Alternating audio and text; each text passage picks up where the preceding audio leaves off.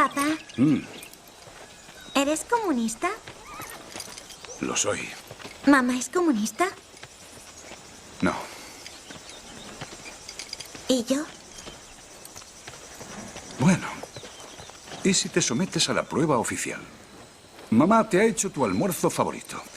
Y en el colegio ves a alguien sin nada que comer. ¿Qué haces? Compartir. Compartir. ¿No le dices que se busque un trabajo? No. Le ofreces un préstamo al 6%. Ah, muy inteligente. Ah, haces como si no lo vieras. No. Vaya, vaya. Pequeña comunista. Lo único honroso que puede hacer nuestra especie es negar la programación. Dejar de reproducirse. Ir de la mano hacia la extinción. Una última medianoche, hermanos y hermanas rechazando la injusticia. Bienvenidos a todos al seminario Mailänder, una sesión más. En esta ocasión vamos a tratar la cuestión del comunismo y vamos a tocar tangencialmente el concepto que tenía el comunismo Mailänder y un poquito su filosofía política. Pero antes de todo, quiero agradecer las membresías, como no, que ya es un clásico en nuestro canal. Por tanto, agradecimientos a Imaginary Unit, Elena Roca, Alex Mesa, Mutates Mutandis, J. Durazno, Autistic Silver, Imrid, Luciérnaga, Asmodai, Pablo GCH, José Jonathan Ancheta, Aurea Mediocritas, Bobine Bluestocking y Antonio Doña. Muy agradecido. También anunciar, bueno, que ya está a la venta mi libro, un pequeñito libro sobre la historia de la filosofía de pesimista en Alemania, que agradará a muchos y decepcionará a unos cuantos también, porque se detiene en el momento en el que irrumpen pues Mailänder, Harman y todos estos, pero bueno, creo que es una buena introducción al caldo de cultivo en el que surgió el pesimismo en Alemania. Y anunciar que la próxima sesión sería el 16 de mayo, que concierne al amor libre en Mailänder. Y dicho esto, pues procedo a mi exposición, ¿vale? Como he dicho, vamos a abordar la cuestión del pesimismo, del comunismo en Mailänder, una cuestión controvertida donde las haya, porque Mailänder no distingue, esto ya lo hemos dicho alguna vez, entre los términos socialismo y comunismo. A veces parece que aboga por una socialdemocracia, otras parece que aboga por un comunismo como más duro.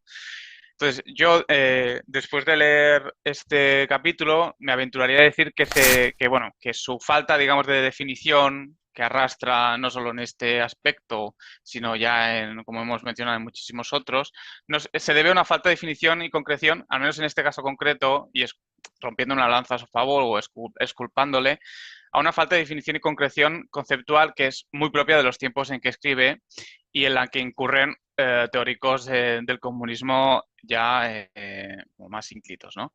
Entonces, como la teoría política moderna estaba todavía en mantillas y había pues muchas voces discordantes alrededor de la cuestión del comunismo, pues yo creo que cabe pues ser un poco permisivos al respecto, ¿no?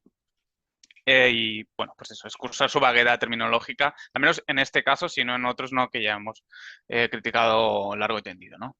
Entonces, por el contexto de las ideas que Mailänder despliega en este capítulo, que procede del segundo volumen, pero que no deja de ser el mismo volumen, como hemos comentado entre bambalinas, por el contexto de las ideas decía, las premisas, las conclusiones, etcétera, que él defiende como correctas o privativas del comunismo, yo diría que Mailänder profesa una especie de comunismo blando, basado en ciertas ideas políticas, sobre todo de Fichte, de Ferdinand Lassalle, de cuyo pensamiento abraza aportaciones de cuño judío y rigurosamente hablando, aunque limitando su capacidad redentora y llamándolo falso profeta, no porque sea un mal político, sino porque, digamos, su aportación quedaría limitada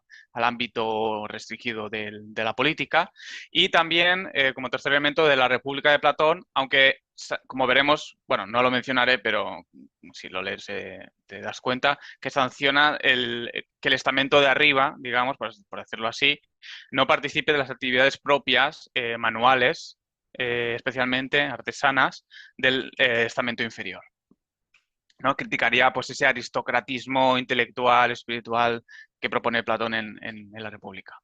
Entonces, él habla de un comunismo puro frente a un comunismo absoluto, yo lo llamo blando, pero bueno, él lo llama puro, frente a un comunismo absoluto que sería el comunismo más duro, que sería pues el cultivado pues por ciertos sectores de la Primera Internacional, por los utopistas un poco pues más herederos del Fourierismo alemán, etcétera.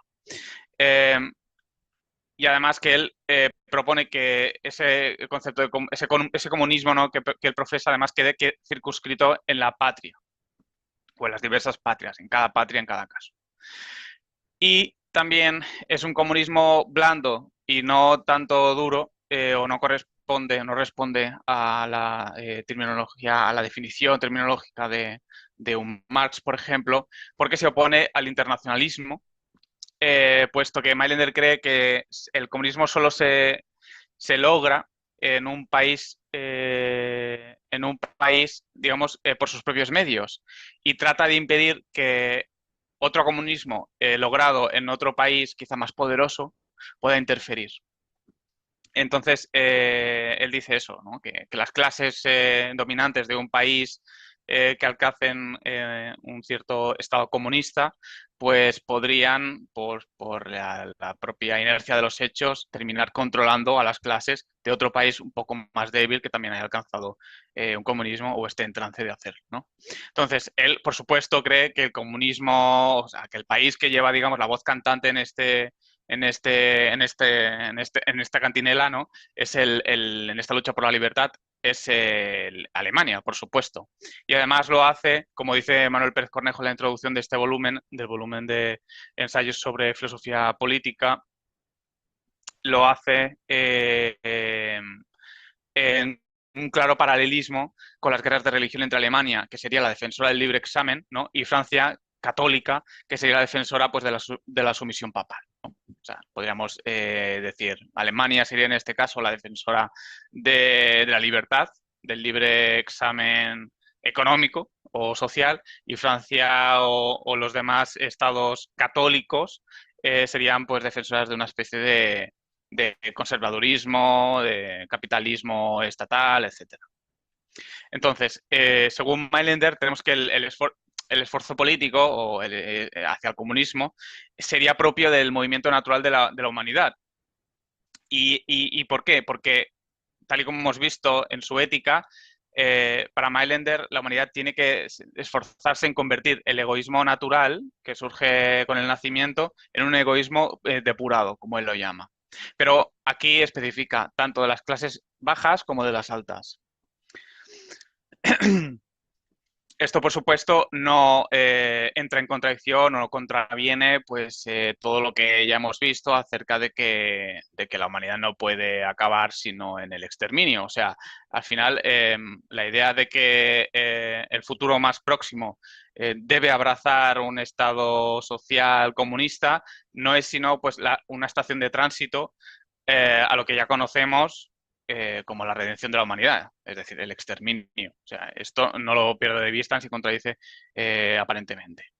De hecho, que las clases bajas, y esto ya lo hemos dicho alguna vez, alcancen el nivel de vida de las altas, no supone para él otra cosa que la manera práctica de destruir la ilusión de que la riqueza reside en la felicidad. Un poco pues como a la manera de Harman, ¿no? Una manera de destruir una de las grandes ilusiones que sustentan la voluntad de vivir. Entonces, como el proletario, según Mailander, que está acosado por el hambre y la enfermedad, hace oídos sordos, pero de una manera natural, a dicha verdad, puesto que no la cree, porque no la ha podido experimentar ese tipo de goces, de esa felicidad, y por tanto no puede desengañarse, solo queda demostrarle a este proletario que el goce de la vida del rico no es tal, no es felicidad, y que por él mismo, por sus propios medios, sin coacción externa, se desengañe de esa ilusión, ¿no?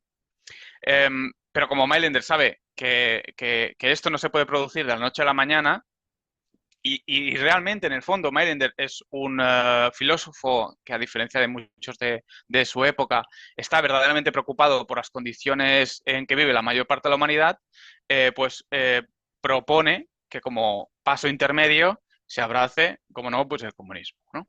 Entonces, dicho esto, Mailander es plenamente consciente, porque básicamente irrumpe en el campo de las ideas en medio de una controversia enorme sobre la erupción del comunismo en Europa, ¿no?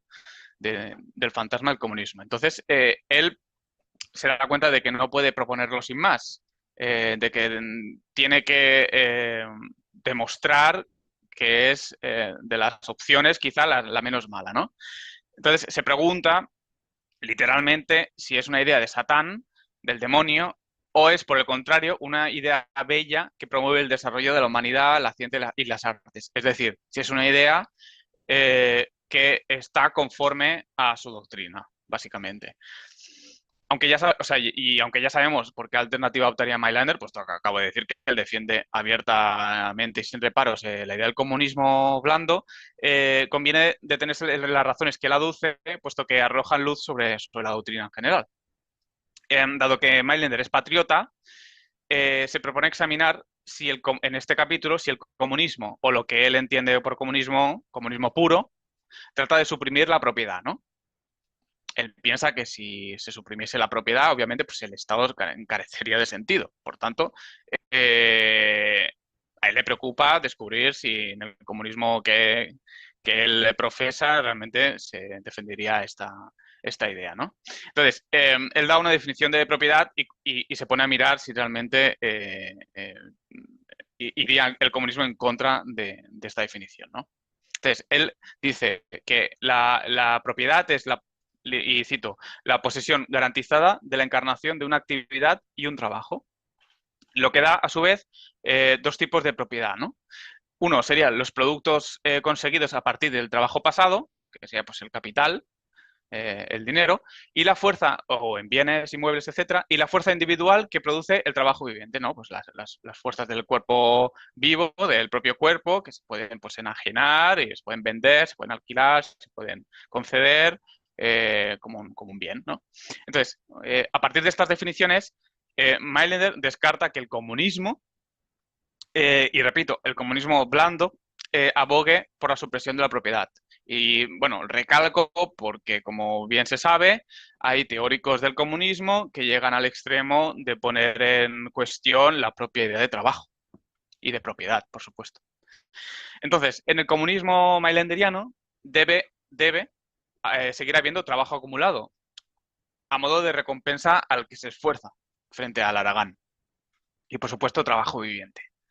Y digo debe por eso, porque si no hubiese trabajo acumulado no habría Estado. Y él, por encima de todas las cosas, defiende que el Estado es lo que nos separa, perdón, de un estado de naturaleza bestial. Entonces, lo que cambia, eso sí, es que el Estado comunista, según Mailander, lo que haría sería administrar todos estos bienes y estas propiedades, tanto el capital acumulado como el trabajo viviente, ¿no? Sin embargo, me gusta como lo dice porque se nota, es manifiesto que elude todo idealismo romántico, porque dice que el comunismo, o una parte significativa de él, ¿no? Ya opera de facto en las relaciones de poder y configuración estatal de muchos países modernos, entre los que cabría mencionar sin ninguna duda, pues, yo qué sé, Alemania, Francia, Inglaterra, España no creo, España quizá un poco. Y la prueba está, la prueba la ve él en los impuestos, en que parte del trabajo acumulado o viviente se confía y se cede ya a administradores preparados para que ellos, a su vez, luego, posteriormente, lo repartan como mejor crean. y así puedan construirse y mantener, pues en su época, pues las vías férreas, los coches de posta, los telégrafos, el ejército, etcétera. Es decir, que la verdad, digamos, del comunismo, la inevitabilidad o fatalismo positivo del establecimiento del comunismo es que ya se está practicando en cierto, o sea, de una forma subterránea en muchos de los estados modernos. Y por tanto, solo es cuestión de tiempo que avance, se desarrolle y se manifieste con una claridad pues, más meridiana, ¿no? Y por supuesto que en este desarrollo se mantenga el Estado y que en ningún momento pueda verse puesto en tela de juicio. Porque el Estado es, para Mailander, absolutamente necesario y deseable y no puede haber dudas sobre esto. De hecho, dice que sin Estado solo seríamos, y cito, bestias salvajes, tigres y serpientes venenosas, ¿no? Se pondría aquí a favor de una teoría hobbesiana. De modo que el Estado comunista no suprime la propiedad privada, que la llama propiedad a secas, o sea, propiedad privada es la propiedad a secas, sino que convierte a todos los seres humanos, como él dice, en rentistas, como ocurre, también es un ejemplo suyo, en una colmena de abejas.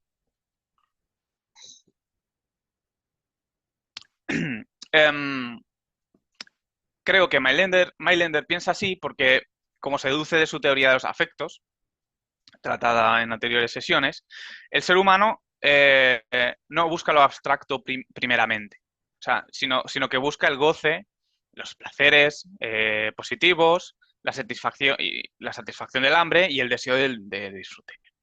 Entonces, el dinero frente a estos primordios no sería más que una abstracción secundaria, claro, porque solo sería buscado como medio de garantía de aquellos. Hasta aquí esto no es especialmente novedoso, ¿no? Y cuando dice ser humano, cabe recalcar que dice que todos, ricos y pobres, empresarios y proletarios, poetas y ganaderos, etc. De modo que todos están sometidos naturalmente a los mismos deseos y dolores. Y todos, por tanto, y esto, digamos, sería como la aportación específica de Mailander, aportación provisionalmente o que juega un papel muy optimista dentro de su doctrina pesimista, es que buscan todos los seres humanos, en el fondo, el mismo tipo de bien. Y lo intento explicar. Aunque lo busquen, no todos lo alcanzan de la misma manera, lo cual es una constatación empírica. O sea, esto no se puede poner en duda.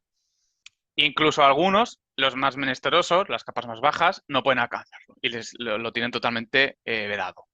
Aún así, Mailander realiza un agudo análisis de los placeres que cada estrato es capaz de satisfacer, ¿no? Bueno, está ahí, se puede leer, están muy bien descritos, pero no suponen tampoco una aportación sumamente original. O sea, por tanto, no me detengo en ellos. Sin embargo, solo decir que me llama la atención particularmente que reconoce que entre las capas más humildes del pueblo se satisface una mayor cantidad de deseos, sobre todo aquellos ligados al placer estético y moral, como el canto y el baile, que es prevalente entre los pobres. Solo hay que pensar, pues, en el flamenco, los bailes cíngaros, etcétera, en el canto, etcétera. Aunque estos placeres no vengan amparados, sostenidos por la satisfacción de los deseos más primarios, que serían no más importantes, pero sí mucho más necesarios, al menos en un primer momento, que son los relativos al hambre y a las condiciones higiénicas. Bueno, esto es una constatación que puede parecer para algunos sorprendente o original, puesto que al pobre normalmente, no tradicionalmente, aparte de concederle la menesterosidad y la falta de satisfacción del hambre, etcétera, también se le atribuye tradicionalmente una especie de como de falta de gusto o de goce espiritual. Y sin embargo, pues Mailander no sería así, ¿no? Entonces, repara Mailander en el hecho de que tanto las capas altas como las bajas, pues padecen la misma suerte de carestía en lo tocante a los verdaderos placeres espirituales. Y entonces, según Mailander, cada uno pues lo va intentando a su manera. O sea, va intentando satisfacerlos de maneras distintas. Y sin que sea una mejor que la otra, claro. Es decir, un noble, puede escribir un tratado sociológico para tratar de alcanzar la iluminación y digamos, está en la misma vereda que un labriego que quiere elaborar o que elabora una canción con retranca sobre la desigualdad social.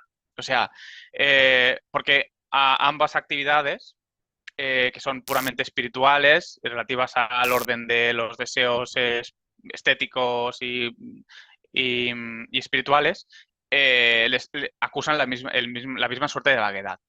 Entonces, ¿quién llegaría antes? Pues no está claro para Mailander. De todo esto, Mailander llega a 4 conclusiones principales que voy a leer porque son sintéticas y dan una buena muestra de lo que estoy intentando decir, ¿vale? Está en la página 42 y 43. Vale. Dice, de estas consideraciones podemos concluir que las relaciones sociales del presente, de su época, los placeres de su época, pero no tan distintos de la nuestra, los placeres están repartidos por toda la humanidad, ¿vale? Como ya he dicho, pues en las capas bajas también hay goce espiritual. Pero a muchos, eso sí, les está negada la satisfacción de las necesidades corporales, como calmar el hambre, el reposo, el movimiento o el sueño, con lo que existe una carencia espeluznante y una terrible miseria. 3. El contraste entre los goces de los ricos y los pobres provoca una profunda herida en el corazón de muchos de estos últimos, lo que suscita en muchos la ilusión de un padecimiento real. Es decir, que Mailander está diciendo que muchos de las diferencias, ¿no?, que existentes en lo relativo al orden del goce entre los ricos y los pobres no es más que una ilusión. Una ilusión que, por tanto, cabe suprimir, como ya he dicho, elevando al pobre a la categoría de rico. O de rico o simplemente suprimiendo pues, el hambre, la necesidad, permitiéndole dormir lo necesario, permitiéndole tener una casa limpia, etcétera. Bueno. Y cuarto, dice, en todas las clases sociales, tanto altas como bajas, y eso es lo que me parece original, los placeres espirituales, que son los más puros y sabios de todos los placeres, les son concedidos a pocos, porque en todos los estamentos sociales surgen grandes impedimentos para la auténtica educación. Y esto pues está conectado con el tercer punto, es decir, que el labriego, por ejemplo, que se eleva a la categoría de hacendado, no necesariamente va a empezar a disfrutar de una elevada vida espiritual, digamos, que le redima de todas las anhelos y necesidades y oquedades del espíritu humano, sino que lo único que va a hacer es contribuir a que pueda, si se esfuerza y tiene las disposiciones adecuadas, alcanzarlas. Pero no es necesario que suceda. Y de hecho, según Mailander, es muy probable que no lo haga.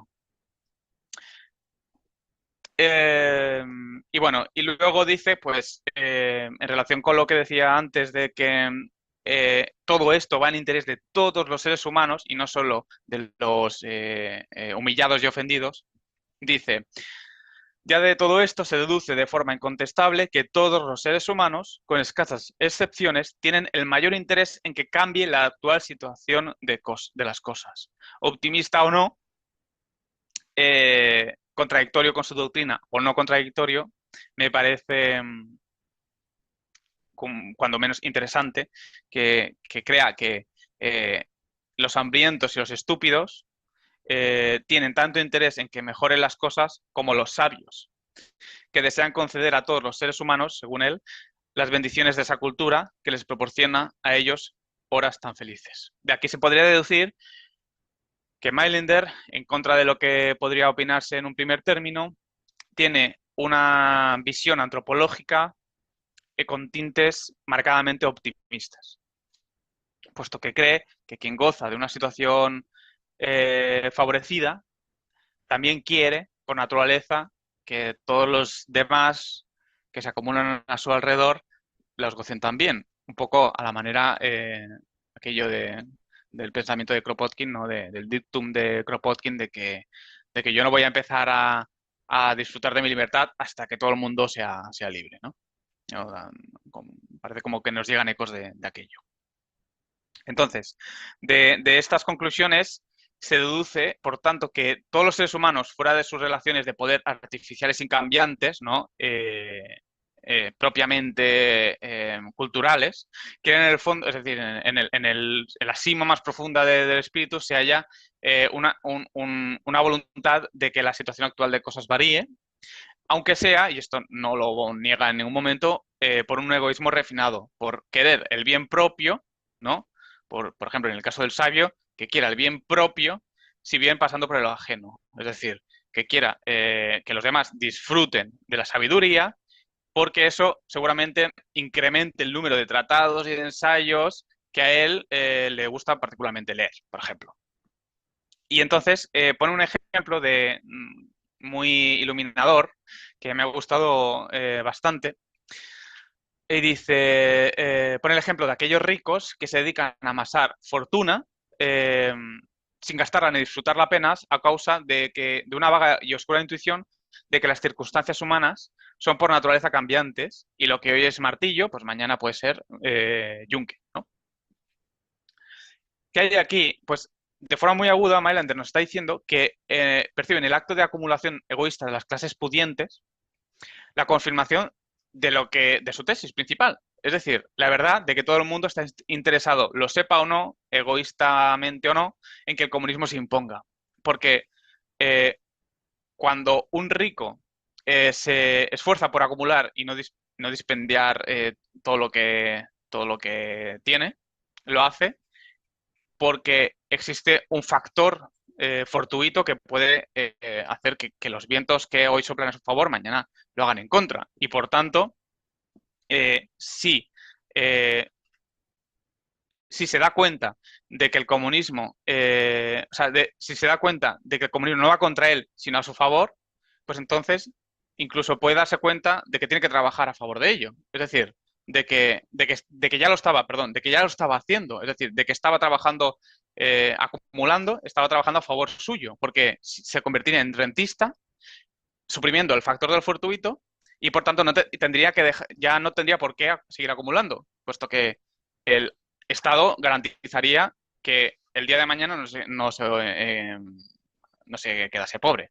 Entonces, abrazando el comunismo, dice Mailander, es consciente, sin embargo, de que todo esto podría llevar a pensar al rico de que abrazar el comunismo implicaría renunciar a los placeres propios de las clases altas, ¿no? Sin embargo, aduce un comentario psicosociológico, ¿no? Y dice, y excluye, eso sí, cabe decir, que excluye todos los casos en que el rico necesite decir, este campo es mío para poder disfrutar cazando. Y dice que, por ejemplo, si nos ponemos en el caso de un cazador, ¿no? Si un cazador quiere matar a un animal, por lo general lo que quiere es cazarlo, matarlo y nada más. Es decir, y no necesita sentir que ese campo le pertenece, ¿no? Pues un poco sería lo que ocurriría en el comunismo, que, digamos, los gustos y preferencias irían nivelando, irían repartiendo a todos los miembros en los estratos que por naturaleza les atraen. Entonces dice, con bastante optimismo también aquí, que la condición normal del ser humano es el disfrute de aquello que desea en virtud de sus propias inclinaciones, no del hecho de decir esto es mío y solo lo voy a gozar si sé que es mío y de nadie más, ¿no? Con optimismo cree que esto es así. Entonces, dice que cada ser humano, en función de sus preferencias manifestadas a lo largo de su educación, irá poniendo las cosas en su sitio. Y la educación, por supuesto, tiene en Mailander la obligación de erradicar la holgazanería. Especialmente, dice, inoculando el miedo a la vergüenza, resultado de impedir el desarrollo y la ampliación del Estado, que sería el garante de la felicidad. Y dice que basta que alguien, y seguimos con el comentario, ¿no?, más psicológico, dice que basta que alguien deje de querer hacer algo cuando su disfrute ya le está permitido completamente. Por ejemplo, en un Estado supuestamente comunista, claro, el ejemplo es anticuado porque habría que cambiarlo, ¿no? Pero bueno, él lo pone así, dice. De pronto, en un Estado comunista, no todos los desheredados o todos los que han sido privados de la caza, que no han cazado en sus vidas, o no han cazado con estilo como hacen los ricachones, de pronto no querrían ponerse a cazar a lomos de un jamelo andaluz.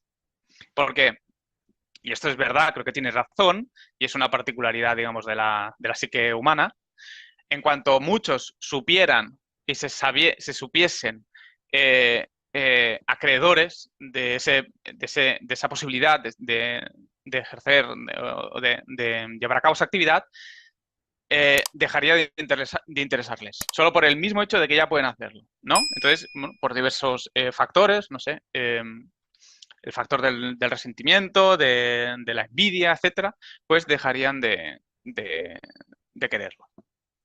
Entonces, para terminar, para concluir, yo diría que Mailander no ve en el establecimiento del comunismo un deseo contingente, ¿no?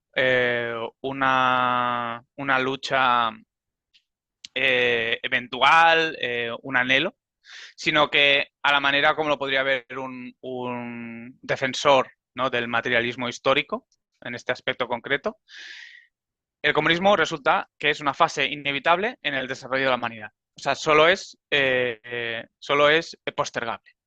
Por tanto, su irrupción tiene que llegar sí o sí. Y todos aquellos que se opongan, pues mediante, sobre todo conservadores, pues mediante la guerra, por ejemplo, lo único que hacen es retrasar lo inevitable. Y claro, como Mailander se preocupa digamos, con una visión humanista de la salud y de las condiciones de los humillados y ofendidos, cree que hay que entregarse, ¿no?, en brazos de esta fatalidad positiva. Porque sí o sí, hagamos lo que hagamos, va a llegar. Y él ve la conformación, digamos, de este postulado en que muchas de las peticiones que han llevado a guerras han terminado imponiéndose, solo que después de haber derramado ríos y ríos de sangre. Ríos y ríos que pueden ser ahorrados si los que están arriba, después de leer a Mailander, se dan cuenta de que solo pueden retrasar lo inevitable, como digo. Y por último, hacer hincapié en el hecho de que la fatalidad, de que esta fatalidad positiva que yo denomino, que mejorará, claro, por supuesto, las condiciones de todos, etcétera, no puede procurar por la estructura, digamos, propia del sistema mailandriano, ni la felicidad, y ni siquiera azuzar en lo mínimo la voluntad de vivir de aquellos a los que ha mejorado y procurado una mejor condición de vida. Porque, como ya sabemos, el estado último es la redención, es el exterminio, y todo esto, el estado, no es más que un preámbulo a aquello. Y con esto ya he terminado. Aquí, ¿quieres romper el hielo o qué? ¿Tú quieres decir algo? Bueno, yo tengo muchas cosas apuntadas, Vale. pero no sé. Bueno, yo no tengo mucha cosa. Bueno, sí que quería comentar que a diferencia de lo que pues ha podido ocurrir, que creo que lo ha comentado el José al principio, ¿no? Con quizás el primer volumen u otros ensayos, como por ejemplo los que tratamos anteriormente, los del dogma de la Trinidad y por lo que me toca a mí, el del budismo teórico y tal, hay que tener en cuenta que, como hemos comentado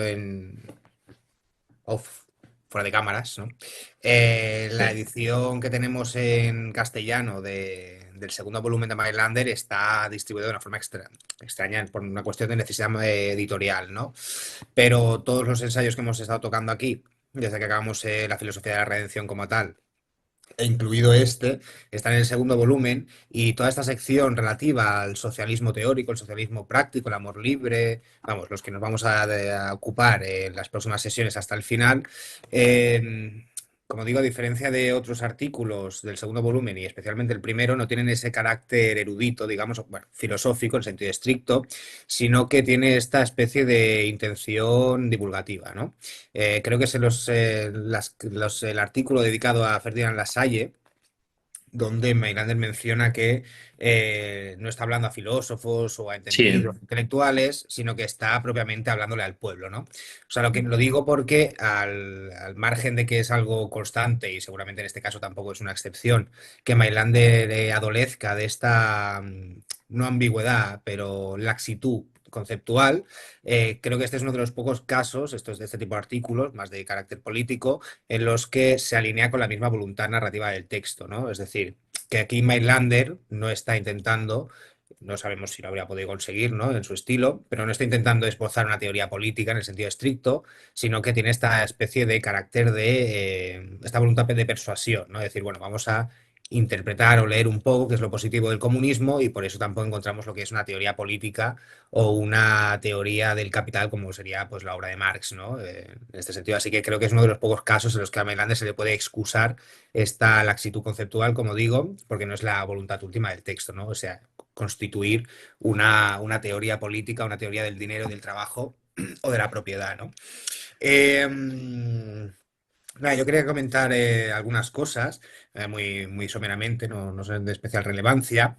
Eh, bueno, yo creo que hay que tener en cuenta, esto también lo ha comentado José, pero cuál es el fin último de este comunismo, ¿no? Al final, toda esta cuestión de la supuesta anulación de la propiedad privada, el amor libre, etcétera, tiene siempre como fin último la aniquilación de las necesidades, es decir, las necesidades concomitantes a la vida y por lo tanto las necesidades que son fines del trabajo en tanto que medio, y el fin, como digo, de este Estado comunista al final es lo que comentaba el José de la Bildung, ¿no? O sea, Mailander tiene constantemente en la cabeza la cosa esta de la formación, de la Bildung, ¿no? Y esto evidentemente le conecta pues con quizás autores más de corte romántico, ¿no? En el sentido clásico del término, ¿no? Entonces, claro, la gran fijación de Mailander, y en este sentido se alinea bastante con el parecer de Harman, es que solo mediante la formación intelectual del espíritu, los seres humanos pueden acabar, o las sociedades en general, pueden acabar estando persuadidos de que pues, la felicidad es imposible en la vida y que por lo tanto el mejor bien posible es regresar cuanto antes a la nada, en el caso de Mailander, la nada absoluta, ¿no? La nada negativa. Entonces, claro, todo, todo sistema político para Mailander que pueda conducir a una especie de enajenación, perdón, de una emancipación del trabajo con vistas a fomentar la actividad intelectual y espiritual, pues va a ser siempre positiva. Y para Mailander justamente es el Estado comunista el que puede conseguir esta especie de emancipación en la que el mundo, las sociedades se constituirían en una especie de surfistas de Malibú, pero no dados al ocio, sino a la lectura de libros, a las artes, etcétera. Yo no sé mucho de marxismo, o sea, por lo tanto, me habría estado bien que aquí estuviera Juan, creo que sabe más del tema, pero bueno, sí que creo recordar que en alguna carta, quizás, o por algo por el estilo, Marx sí que comenta algo por el estilo, ¿no? Que en el Estado comunista, al margen de que se entienda por Estado comunista, que es algo bastante abstruso y complicado, pues los seres humanos podríamos dedicarnos a los que nos diese la gana, ¿no? Forma parte de esta especie de, como decía José, pues concepción antropológica optimista del ser humano, por no decirlo directamente naif o ingenua, ¿no? En el sentido de que si todos los seres humanos, si estuvieran libres de las cadenas y el pesado yunque del trabajo, pues todos seríamos poetas, artistas, etcétera, ¿no? Creo que desde la óptica marxiana se comenta la idea esta de que, pues, que un día, si uno quiere ser especialista yo qué sé, en Goethe, pues le da por leer a Goethe, y si al día siguiente quiere ser un especialista yo qué sé, en arte barroco, pues le da por el arte barroco y se vuelve especialista en eso, ¿no? Entonces, si bien en Mailander hay esta especie de paralelismo entre muchos autores de la época y también del pesimismo, como el caso de Harman, ¿no? Que recordemos que en Harman la idea, aunque tiene una dimensión más ontológica, metafísica, ¿no? Es decir, la elevación del nivel cultural es algo que va de suyo con el mismo proceso metafísico del mundo. Pero bueno, en cualquier caso, en estos dos autores esa especie de tendencia a la Bildung es algo pues, fundamental, pero curiosamente el objetivo último o la valoración de este fenómeno, ¿no? Es bastante diferente, ¿no? En Mailander está orientada hacia una especie de universalismo de la cultura, ¿no? Algo que más o menos pues, hemos visto nosotros no en la actualidad, pero de un tiempo a esta parte, desde nuestros padres quizás hasta nosotros, que al fin y al cabo se reduce a lo que podríamos denominar la alfabetización universal o la escolarización obligatoria, ¿no? En cambio, Harman es todo lo contrario, pues era un profundo aristócrata y justamente estaba en contra de esa educación universal para todos, porque consideraba que, de una forma bastante acertada, tal y como se han desarrollado las cosas en los últimos años, pues claro, en el momento en que todos los seres humanos, todos los individuos de una sociedad pueden acceder a la cultura, el efecto no es que el nivel cultural se eleva, sino que justamente se rebaja para que haya una especie de homeostasis en la que todo el mundo pueda acceder a esa cultura. En resumen, pues que esta educación universal obligatoria, digamos, pues acaba gestando una sociedad de mediocres, que es un poco, pues, bueno, para algunos quizás lo que ha pasado. Entonces, bueno, me parece curioso destacar cómo en base a un mismo planteamiento, que tiene siempre el foco en la Bildung orientada, como decía, a persuadir a los seres humanos de que la felicidad es imposible, por lo tanto es mejor aniquilarse. No obstante, tiene valoraciones, juicios de valor significativamente opuestos en el ámbito de cómo se lee esa especie de elevación cultural de, de las sociedades, ¿no? También quería mencionar algunos paralelismos, bueno, un paralelismo muy genérico sobre el comunismo mailanderiano en tanto que proceso y el comunismo como proceso material dialéctico, como decía José, en el caso de Marx, ¿no? Sí, pues yo creo que si hay que buscar algún tipo de paralelismo entre el comunismo marxiano, digamos, propiamente además el de Marx, y el comunismo mailanderiano, no habría que buscarlo tanto en la forma, es decir, en la forma en el contenido, es decir, cómo se entiende ese Estado comunista, por supuesto tampoco en base a el prolegómeno del que sale ese Estado comunista, que en el caso de Marx sería propiamente el libro del Capital, ¿no? Sino más bien en la escatología, ¿no? Es decir, si hay algo que emparenta Mailander con el marxianismo convencional, digamos, es esa especie de teleologismo básicamente meliorista, ¿no? Aquí es donde Mailander también se da un poco la mano con el optimismo de su época o con el ideal ilustrado del progreso, también lo hizo Harman, y al final yo lo que quería comentar es que tanto en Marx como en Mailander el fin del proceso tiene esta, que es lo que ya había comentado en la tesis, ¿no? Este carácter soteriológico, ¿no? Es decir, la constitución del Estado comunista es un medio para asaltar el cielo, como diría Marx en la carta esta que le dedica a Kugelmann hablando de la Revolución Francesa, ¿no? Sobre otros términos. También quería comentar, luego voy dando pinceladas porque creo que el José lo ha comentado casi todo, la cuestión de la propiedad privada, ¿no? Claro, el tema de la propiedad privada es curioso en Mailander, ¿no? Tiene un concepto de la propiedad privada un poco extraño. Hay una parte del texto que me hizo bastante gracia, ¿no? Que dice, es casi al principio, de hecho, no sé si voy a poder encontrarla, un momentito. Bueno, no la voy a encontrar. ¿Dices la parte esta en la que habla del comunismo absoluto? No, sé, De la no imposibilidad estoy seguro. de... Ah, sí, ya está, lo he conseguido. Dice, por consiguiente, bla, bla, bla, nuestro primer resultado es que el comunismo puro, se entiende el suyo, ¿no? Sí, bueno. No suprime la propiedad privada, sino que hace de los seres humanos pensionistas eternos, esto de eterno lo añado yo, ¿eh? Además que el camino del comunismo, bla, bla, bla, ¿no? Claro, bueno, es curioso, ¿no? Claro, uno, no, ya digo, no es la voluntad del texto y tampoco se le puede criticar, ¿no? Pero cabría preguntarse en qué medida vivir como pensionista ya es una forma diferida de anular la propia propiedad, ¿no? La propiedad privada en el sentido estricto. Claro, en la medida en que tú tienes que solicitar al Estado que sea dado un producto o un bien o lo que sea, ¿no? Eso ya anula un poco la idea de la propiedad privada, ¿no? O sea, creo, no soy muy leído en el tema de la propiedad privada.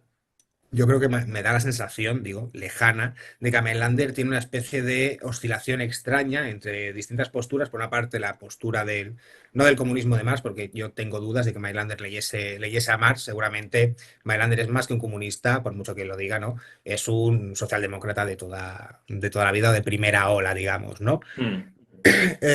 Pero bueno, respecto al tema de la propiedad privada, me da la sensación, digo, tendría que reflexionarlo, que orbita un poco entre esta especie de erradicación de la propiedad privada, que es un poco lo que parece que él menciona de forma más explícita, y a la vez hay una especie de loquianismo de la propiedad privada en la medida en que, por esto que decía José, ¿no?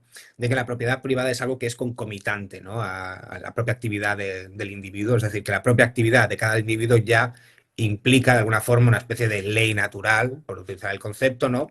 Y en ese sentido, pues la propiedad es un corolario de la misma existencia o del propio trabajo del ser humano, ¿no? Creo que Mailander Mm. orbita un poco entre los dos puntos y es una cosa curiosa. Pero bueno, quería incidir un poco en esto, ¿no? Claro, ¿en qué medida un pensionista es dueño de su...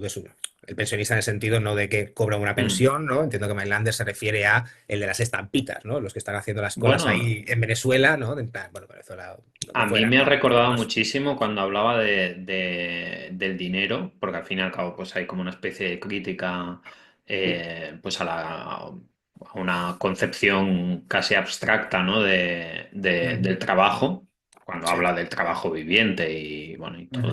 todo este tema. Y, y bueno, me hizo mucha gracia porque me recordó un poco a las cartillas de Sí, sí, racionamiento, sí. ¿no? Es Claro, claro. decir, si tienes un número 10 vale por un baño. Si tienes un número 100 vale por un... Es inevitablemente, eso es inevitable que te haga pensar en eso. Sí, sí. Pero, no sé, me pareció curioso. Bueno, claro, ahí habla de comunismo puro y luego vuelvo a hablar o habla de la imposibilidad, ¿no? Del comunismo absoluto.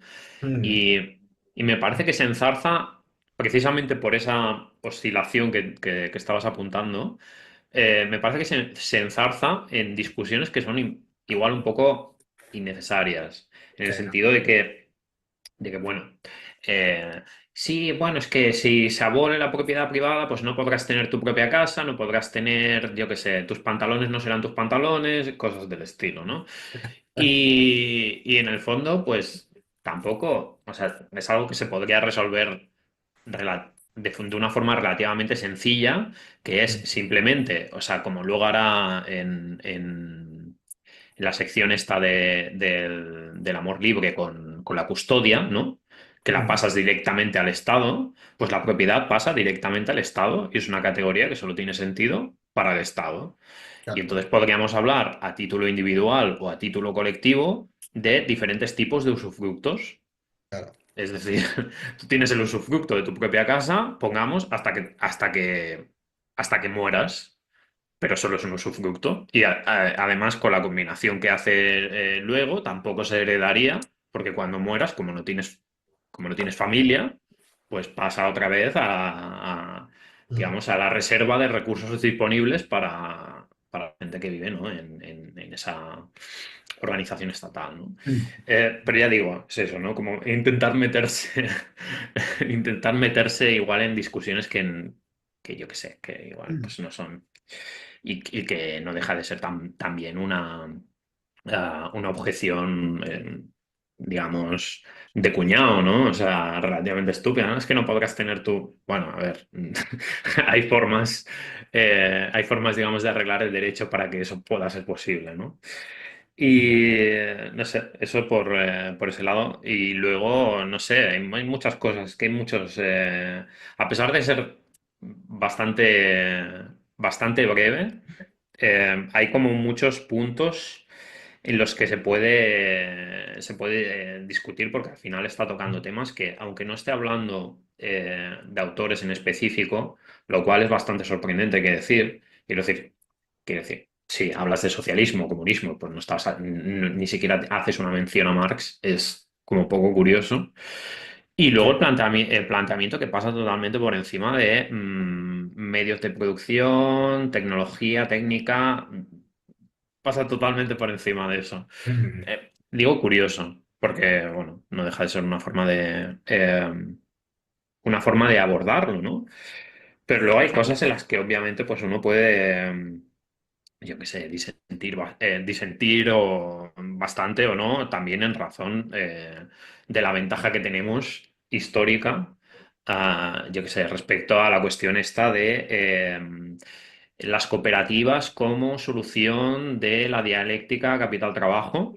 Ujú. Pues esta idea de las grandes asociaciones, yo qué sé, supongo que la idea iría pues las grandes asociaciones en metal, la gran asociación del, yo qué sé, en fin, por sectores supongo que iría. Y luego propiamente el Estado, ¿no? Y bueno, al menos tal como funcionan las cooperativas en el estado del capitalismo en el que estamos, no deja de ser como otra organización empresarial, que bueno, que también se puede ver. O sea, esto se le puede dar también la vuelta y simplemente puedes ver el planteamiento que hace Mailander como una suerte de capitalismo de Estado, en el sentido de el Estado es una empresa y los ciudadanos son accionistas del Estado. Para que veas Sí, que sí, sí. incluso se le puede dar, digamos, otra vuelta de tuerca al tema de los pensionistas o de los rentistas, ¿no? O sea, en Ujú. este caso sería, pues, eso. Porque además habla de eso, habla de los impuestos no deja de ser una inversión que tú haces, que es pequeña para ti desde un punto de vista individual, pero que te reporta un valor mucho mayor del que tú podrías conseguir por tus propios medios. Esa Sí, es la argumentación que está sí, haciendo sí. de los impuestos. Entonces, bueno, yo qué sé. Paso la pelota porque si no estaría aquí hablando de... Ujú. No, o sea, yo también me estaba todo el rato sonando un poco en la cabeza la idea esta del capitalismo de Estado, ¿no? De una forma bastante light, ¿no? Porque si, claro, es lo que dices tú, ¿no? Nosotros tenemos el privilegio y el prejuicio también a la hora de abordar el tema desde la perspectiva de Mainlander del proceso histórico, ¿no? Claro, hablar de capitalismo de Estado viene muy a la cabeza, pues, los grandes estados, como pues, sería el caso de China, ¿no? En este sentido, o incluso la propia URSS, que para algunos también fue estrictamente un capitalismo de Estado y no un Estado comunista, ¿no? Claro, luego también es eso. Yo por eso también decía que aquí parto una lanza a favor del enemigo, es decir, de Mainlander, porque teniendo en cuenta que ni siquiera los comunistas saben, o bueno, se ponen de acuerdo a la hora de decir qué es el Estado comunista, porque al final hay una gran pluralidad de posturas, ¿no? Y según cada facción y cada familia, digamos, pues el Estado comunista se entiende de una forma u otra, ¿no? Como medio, es decir, la idea esta de que el Estado comunista es solo un medio para la aniquilación última del Estado, etcétera, etcétera, etcétera, ¿no? Pero sí, a mí también me venía a la cabeza el concepto este del capitalismo de Estado en Mailander, ¿no? Básicamente sería pues eso, que los ciudadanos de un país, de un estado, pues compran bonos, ¿no? Compran bonos y son propietarios últimos del Estado y en ese sentido, claro, no se aniquila la propiedad privada porque el Estado es como esa especie de, pues lo que dice Mailander, ¿no? Una mente colmena que no es un ente como tal, sino que está constituido como un conjunto de propiedades que generan una colectividad capital, pues un poco extraña, ¿no? Pero sí, yo no sé hasta qué punto Mailander pues habría estado contento con un sistema como el nuestro actual, ¿no? No a nivel político el sistema de un sistema representativo, pero sí como una socialdemocracia al uso, como las hemos conocido nosotros a día de hoy, ¿no? Al margen de que evidentemente la cuestión del trabajo es algo que sería problemático para Mailander. Mailander tampoco tiene en cuenta una gran cantidad de cuestiones fundamentales, o no los aborda porque no es su interés, por supuesto, como el tema de la propiedad de la vivienda, ¿no? Ya que es una cuestión tan candente en la actualidad. Claro, entiendo la crítica a la propiedad en el sentido de que la propiedad es el producto, o lo que genera en último término las desigualdades y lo que acaba produciendo que algunas personas no puedan satisfacer sus necesidades, ¿no?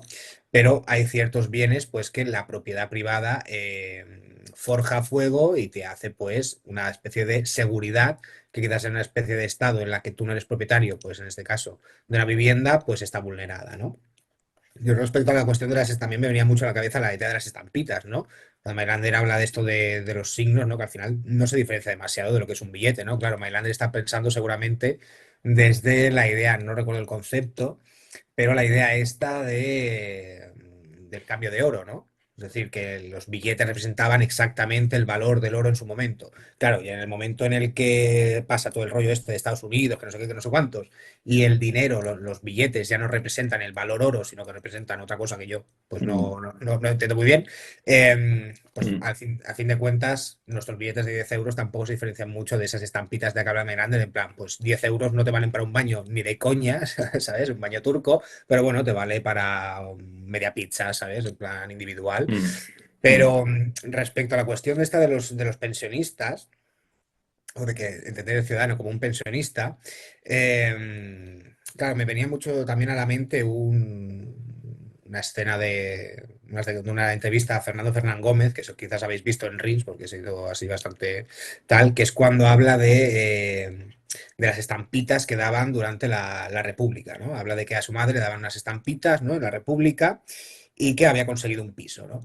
Entonces dice que cuando se acabó la República, llegó el franquismo, y entonces por ley se cambió la ley, y entonces todos los militares que se casaban tenían derecho a una casa. Entonces llegó básicamente el militar de turno, cogió a esa mujer, a la madre de Fernando Fernán Gómez, y la echó de su casa, que había supuestamente era propiedad suya, en base a esta nueva ley, ¿no?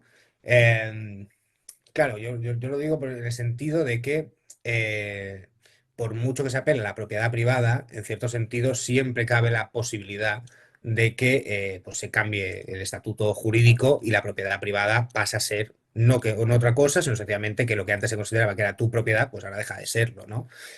Bueno, Eh, eso es la expropiación de toda la vida. Y, sí, a ver, incluso en el estado en el que estamos, se sigue haciendo. Quiero sí, decir, sí, por eso, por eso. si por lo que sea se necesita hacer obra pública en una determinada zona y tu casa está en una determinada zona, Mm. bueno, te indemniza, o sea, te compensarán de alguna manera, pero Sí, pero echa pescado, sí, sí, sí. exactamente. Mm. Mm.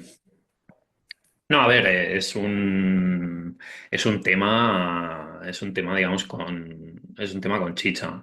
Pero al final es eso, a mí me parece que o sea, se podría arreglar, hemos tenido, digamos, otros regímenes distintos, ¿no? De lo que sería, lo que podemos llamar el mercado inmobiliario, quiero decir, la renta antigua, la idea esta, ¿no? De los alquileres indefinidos que ahora vuelve y que obviamente, Ujú. pues, bueno, claro, desde nuestra perspectiva, considerar que los avances sociales son inevitables, pues ya nos hemos Claro, curado de eso, ¿no? Pero bueno, sí, sí. no, intentando de leer el texto sin caer en una lectura demasiado cínica tampoco, ¿no? Mm. Pero sí, no sé, ya te digo, hay otros temas también que se podrían tocar, de hecho, en relación a la motivación del trabajo y que también es uno de estos temas que se sacan, bueno, no con lo del alquiler, pero con la renta básica universal, Ujú. sobre la motivación, ¿no? ¿Qué motivará a la gente a trabajar, ¿no? La Si haces desaparecer la necesidad, ¿no? Mm. Y bueno, no sé, aquí es uno de esos puntos en los que me parece que Mylander se hace un poco, se hace trampas al solitario un poco, Mm. porque bueno, viene a decir básicamente que, bueno, que incluso en el estado ideal se tiene que trabajar para vivir. Claro. Entonces, no dejas de estar reintroduciendo la Mm. necesidad. Y en caso de que no funcione eso, o que no funcione, digamos, la educación como segundo plan, siempre habrá, pues eso, que obligar, siempre habrá que obligar a trabajar, ¿no? Hay un momento en que, Sí, que lo sí. dice el texto. Bueno, si es un gandul irredento, tendremos habrá que, que obligarla a trabajar. Es que yo creo que en todas las deficiencias argumentales, ¿no? Inconsecuencias, incoherencias de su doctrina política, se deben sobre todo al hecho de que él, por encima de todo, no es un ideólogo, es decir, no está tratando, como lo hemos dicho, no está tratando de construir un sistema político ideal, etcétera, sino que está tirando un poco de la única alternativa que en su época prometía mayor igualdad y justicia existentes, la única que había en su época. Entonces, hoy por hoy, Mailander seguiría defendiendo, si viviese, ¿no? En nuestros días, seguiría defendiendo eso. Yo creo que no, por todas esas dudas, vaguedades, inconsistencias de su soflama, ¿no? De esta soflama o de este textito divulgativo. Que si hubiese conocido otras formas, incluso si hubiese conocido ya no el capitalismo de Estado, sino esta especie de unión de naciones, esta socialdemocracia más o menos consistente, que procura, que ha reducido el analfabetismo a casi a mínimos, que provee, digamos, bueno, todo esto va cada vez a peor, ¿no? Pero que ha llegado a un punto en los 90, finales de los 90, principios de 2000, ¿no? A proveer, a procurar un techo más o menos a todo el mundo, etcétera, con sus deficiencias, por supuesto, porque hay cuestiones que Mailander tendría que abordar y que son dificilísimas. Por ejemplo, la cuestión de la transición de quienes tienen a quienes no tienen, es decir, de quienes tienen demasiado a tener lo necesario y querido, es decir, quien tiene demasiado jamás va a transigir que le quiten o que le despojen de lo que tiene. Y se vio en la Revolución Rusa, por ejemplo, se vio perfectamente que para quitarle u obligarle a los nobles a aceptar las nuevas condiciones de realidad, hubo que fusilarlos. Sí, es que es así. Claro, hubo que fusilarlos porque simplemente no querían. ¿Cómo se llevaría esa transición? Bueno, es una cuestión que creo que se resuelve más en nuestros días. O sea, por eso decía, ¿no? Que si Mailander hubiese tenido la posibilidad de conocer que este capitalismo, que por otra parte es feroz, pero que más o menos en las naciones más modernas procura una cierta igualdad frente a la ley, una cierta justicia efectiva, por supuesto, más o menos, que le cuadra, que puede conjugar con su ideal más puramente filosófico y metafísico, que es el del exterminio y tal, que por otra parte, sobre todo, no ha alentado al desarrollo de armas cada vez más potentes y que amenazan la supervivencia de la humanidad, quizá habría abogado por esta especie de, bueno, de competición capitalista que hay entre países hoy en día, y no hubiese defendido tanto esa idea comunista que es muy vaga, muy titubeante, ¿no? Sería Nick Land. Ok, sería Fuera coñas, aceleracionista. Fuera coñas. Ojo con esa beta porque no es totalmente absurda, ¿eh? Lo que me pasa es que yo creo que lo que pasa es que Nick Land o yo lo poco que sé, porque no es que ni me interesa ni nada, pero bueno, lo poco que sé que me ha llegado es que a Nick Land se la suda el bienestar de la gente, y creo que a Mailander sí que le preocupa, o sea, sinceramente le preocupa. Pues ser aceleracionista y que te preocupe el bienestar de la gente es un oxímoron. Ya, pero no te preocupa, o sea, en el caso de Mailander no te preocupa que vivan, pero te preocupa que sufran, ¿sabes? Eso es. No, ya, pero me refiero más al hecho de, claro, la idea del aceleracionismo es el hecho de, digamos, apretar el acelerador y que las contradicciones se vayan apilando hasta que, bueno, en fin, es como aquello de la singularidad. En algún momento se resuelvan. Claro, si Sí, eso y comporta, claro, si y eso claro, la comporta un aceleración. incremento de sufrimiento, yo creo que Mailander no estaría de acuerdo. Claro, que Si haría sería lo que atropellar hay que a hacer gente. es prolongar, digamos, los defectos del capitalismo o llevarlos a un absurdo tan insostenible que colapse sobre sí misma, yo creo que Mailander no estaría de acuerdo, que él preferiría un desarrollo como más comedido y respetuoso con la dignidad del ser humano, por así decirlo.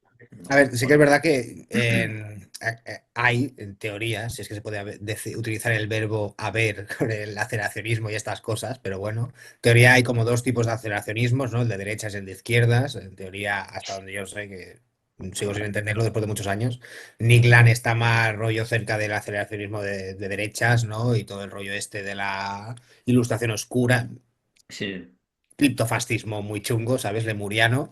Y luego está el aceleracionismo de izquierdas, que entiendo que está más alineado con cosas más vanilla, ¿no? Más soft.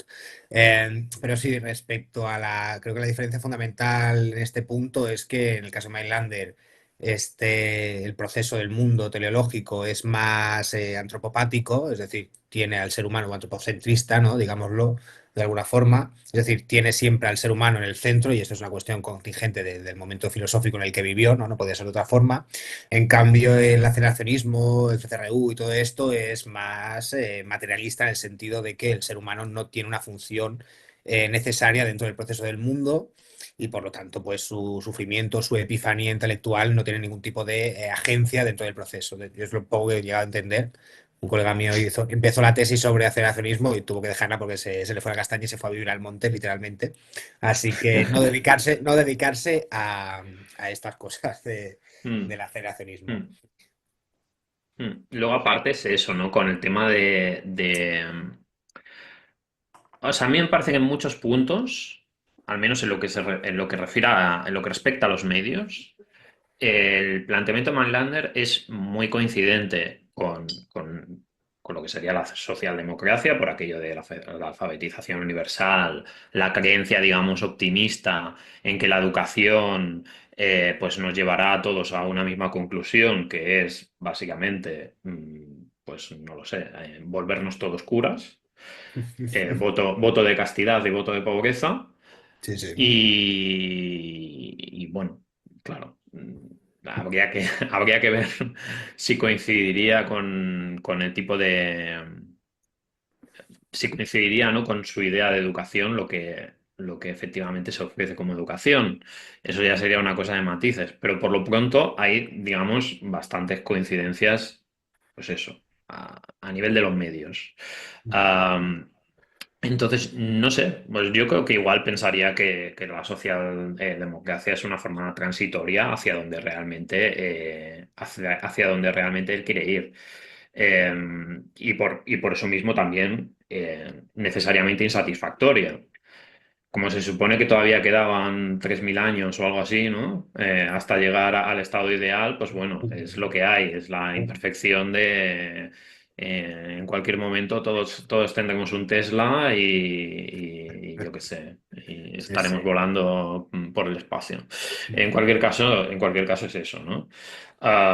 De todas formas, me parece un poco, si no, pues curioso, porque en el fondo, pues si uno ve un poco cómo han evolucionado las cosas, casi, casi ha habido una mejora, digamos, más o menos continuada en ciertos países de Occidente hasta, no lo sé, si hablamos de Estados Unidos, pues tendríamos que hablar de las décadas de los 50 a los 60 y a partir de los 70 se empieza a torcer la cosa.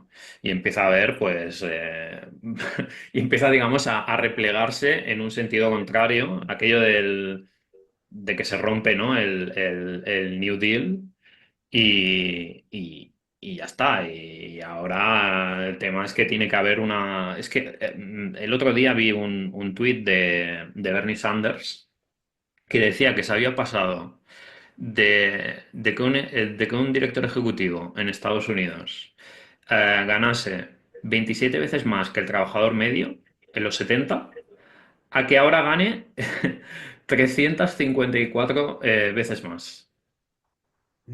Es una locura. Ujú. No sé, es una locura. O sea, y justo iría, digamos, en sentido contrario. Ahí me parece que es un poco... mm, da para pensar aquello que está diciendo Mailander respecto al hecho de el rico no tendría que sufrir. Ujú. Sí, eso es lo que quería decir también, que se me ha olvidado.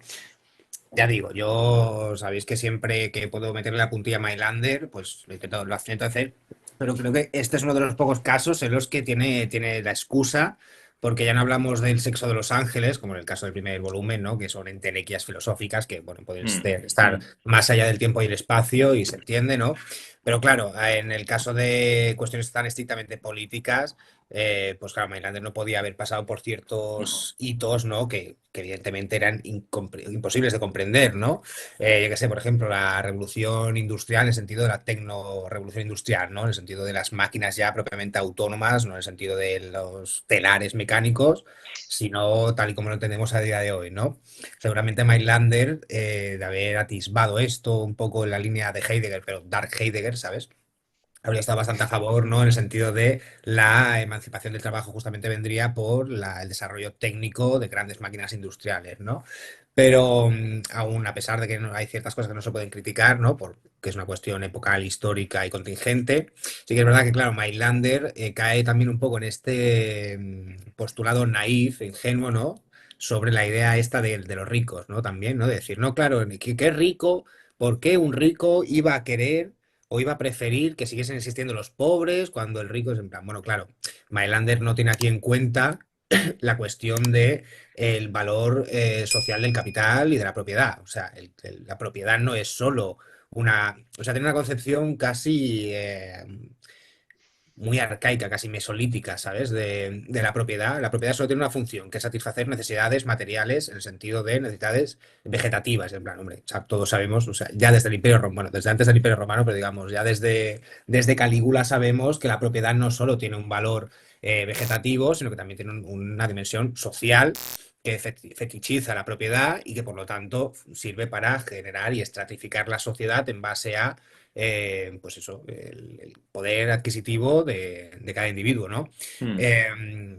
También esto ya es una cuestión casi sofística, digamos, pero también hay que tener en cuenta que en qué medida se anula el concepto de rico y pobre si ya no existe una diferencia de propiedad privada. O sea, si el rico tiene tanto como el pobre, no hay ni ricos ni pobres, sino que hay una especie de No, claro, homeostasis, ¿no? De efectivamente. los individuos y por lo tanto lo que piense el rico ya deja de importar porque ya no existe como categoría social, ¿no? Mm. Claro, Mailander pues aquí tiene esta vaguedad que es pues por una parte por su momento histórico y también pues por seguramente no haber leído a los grandes artífices del socialismo, del comunismo de su época, más que a estos socialdemócratas, a lo Lasalle, y quizás pues a nivel panfletario, ¿sabes? Yo no Mm. sé hasta qué punto, pero quizás el acceso que tenía Mailander a estas cuestiones era meramente de meetings, de asistir a los meetings de yo qué sé, las huelgas de los trabajadores, de lo que fuera, y no haber leído nunca, pues eso, a Marx, por supuesto, ni a ninguno de los grandes artífices de este tipo de teorías políticas. Mm. Respecto también a lo que comentaba el José, claro, es una veleidad, ¿no? Un perogrullo. Pero claro, Mailander, o sea, yo entiendo que Mailander siga posicionado en esta concepción meliorista de la historia, es decir, que avanzamos desde lo peor hacia lo mejor, ¿no? Esto es lo que dice Kant, porque, claro, no llegó a vivir un momento dramático para la conciencia moderna que fue, no quiero ponerme pesado, pero bueno, al final el Holocausto, ¿no? O sea, hay que tener en cuenta que el Holocausto, bueno, el Holocausto no, la Primera y la Segunda Guerra Mundial, en términos de eventos históricos, claro, rompieron con toda esa concepción positivista o positiva de que la historia avanza necesariamente hacia un estado más lisonjero y más satisfactorio y que este avance y este desarrollo no puede retroceder, ¿no? Esto es algo que creo que lo comenta Condorcet, ¿no? Allá antes de Kant. Claro, Mailander no llega al momento crítico en el que esta estructura colapsa y por lo tanto pues tampoco le podemos criticar mucho que siga dentro de ese esquema porque es al final el momento histórico en el que vive y por lo tanto no llegó a replantearse esto. O sea que no sé hasta qué punto esta conciencia melorista de la historia y por lo tanto naif al final pues es excusable, no justificable, pero es excusable en la medida en que bueno, pues no le dio tiempo de vivir la gran ruptura de este paradigma, ¿no? Yo eso también quería comentar a favor de Mailander que hay, de lo que yo he podido, he podido leer y estudiar y tal, creo que hay dos cosas que le diferencian del resto de los pesimistas de su época, incluido Schopenhauer, y que curiosamente le asocian con la conciencia más contemporánea, o sea, más actual y más cercana a la nuestra. Por una parte es la idea de la no condena del suicidio, que esto es algo que está en ¿no? Schopenhauer, Bansen y Harman critican profundamente al suicida por las razones que fueran, ¿no? Básicamente porque no tiene una función ontológica, digámoslo así para ir rápido. En cambio, Mailander es el único de los grandes pesimistas del momento que no lo legitima, o sea, no lo legitima, no hace una apología del suicidio, como hemos comentado muchas veces, pero tampoco lo condena en términos morales, lo cual pues, nos acerca, le acerca mucho a nuestra concepción más progresista, digamos, contemporánea de la buena muerte, la eutanasia, etcétera, y el respeto por las últimas voluntades. Y la otra es justamente la cuestión del comunismo. O sea, Schopenhauer, pues ya sabemos que era, era como era, ¿no? Pero en el caso de Hartmann, Bansen no sé hasta qué punto se metió en temas de política, así que es, por lo que dice Weiser, estaba más cerca de una especie de, no socialdemocracia, pero posturas más de izquierdas, ¿no? O sea, menos aristócratas, básicamente porque era un muerto de hambre, ¿no? Pero bueno, Hartmann, por ejemplo, y toda la plétora que estaba en torno al gran satélite, Plumager, Alma y Taubert, eran profundos reaccionarios frente al comunismo, el socialismo y las luchas sociales del momento, y también recordemos la cuestión del propio Nietzsche, ¿no? Que no, esto que por la razón esta por la que critica tanto al comunismo o a los movimientos estos de izquierdas, ¿no? Y curiosamente Mailander es el único que también, además de la cuestión de la buena muerte, del suicidio y la eutanasia, se alinea más con nuestra concepción contemporánea de lo que sería un progresista en términos muy generales. No digo que fuese fan de Butler, pero al menos está como más cerca de nosotros. Y es curioso, ¿no? Apreciar que en dos puntos bastante críticos o bastante fetichizados del pesimismo, Mailander es el único que en ambos casos se escora hacia una sensibilidad contemporánea al menos, ¿no? Bueno, a mí ahora me ha recordado cuando está hablando de todas las cosas que solucionará el comunismo, ¿no? Que habla, pues eso, no habrá crímenes por necesidad, culturalmente no serán necesarias las guerras, porque así es como propiamente justifica que haya guerras, y luego tampoco habrá suicidios por necesidad, lo cual te deja un poco medio respecto a cómo encaja eso después de que se llegue al estado ideal, ¿no? O sea, digamos, por una cuestión, digamos, sí, casi de homología o isomorfismo, ¿no? Uno pensaría que si Dios tomó la decisión de suicidarse porque, podríamos decir, era la única posibilidad que le quedaba, ¿no? Por realizar, que los ciudadanos del estado ideal, de alguna manera, puesto que es la única posibilidad que les quedaría por realizar, se diesen también pasaporte, ¿no? Y claro, pero entonces ya no hablaríamos de suicidio por necesidad, sería otra necesidad. Sí, yo creo Claro. que hay una ambivalencia semántica, ¿no? Claro, Es claro. una necesidad, o no hay suicidio. es O una sea, necesidad o el método como no es un suicidio. una necesidad como ontológica, pero no habrá una necesidad, digamos, por hambruna, por necesidad pues, Sí, claro, material, no, digamos. no hay necesidad material, evidentemente, y luego está la única necesidad que conduciría al suicidio será la necesidad teleológica, ¿no? En ese Claro, sentido, ya claro, trascendente. claro. Y es dramático porque, claro, Mailander tampoco vio esto, pero no sé cuándo, 5 años quizás aproximadamente, esto lo dice Horst en un artículo del Archivo de Psiquiatría.